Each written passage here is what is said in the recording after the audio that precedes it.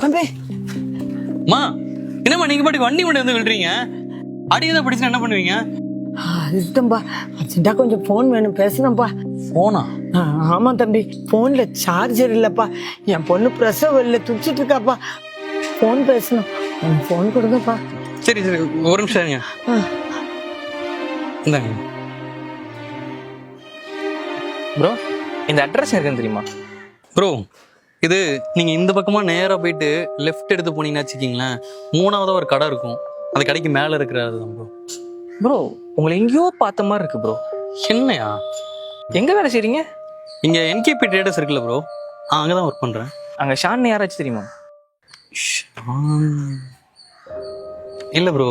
சரி okay bro, thank you bro.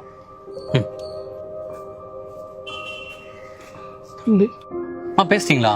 பேசிட்டேன்பா. பொண்ணு ஆஸ்பத்திரி கூப்பிட்டு போயிட்டாங்களா. நன்றிப்பா. சரிம்மா, கேட்டதா சொல்லுங்க.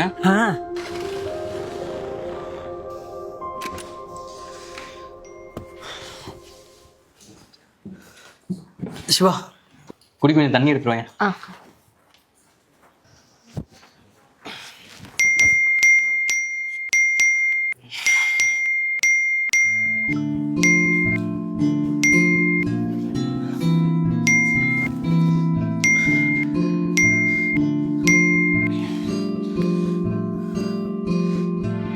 ஏங்க என்னங்க ஆச்சு? ஏன் ஒரு மாதிரி இருக்கீங்க? ஏங்க உங்களதான். இல்ல சிவா, அக்கௌண்ட்ல இருந்த மொத்த காசும் டெபிட் ஆகிட்டே இருக்கு. என்னாச்சுன்னே தெரியல. என்னங்க சொல்றீங்க? ஒருவேளை இந்தாங்க.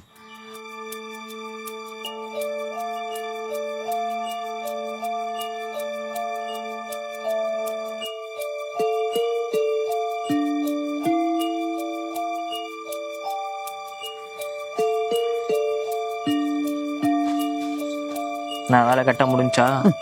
நம்ம இறங்கினா முடியாம இருக்குமா? பணம் அக்கௌண்ட்ல வந்துருங்களே. அதெல்லாம் கரெக்டா வந்துடும்.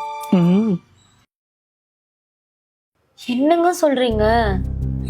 இல்ல சிவா, பைக்ல வரும்போது ஒரு வயசான அம்மா அவங்க பொண்ணுக்கு டெலிவரின்னு சொல்லிட்டு ஃபோன் பண்ணுன்னு ஃபோன் கேட்டாங்க. நானும் எதுவும் யோசிக்காம அவங்கள்ட்ட ஃபோனை கொடுத்துட்டேன். கடைசியில் இப்படி ஆயிடுச்சு.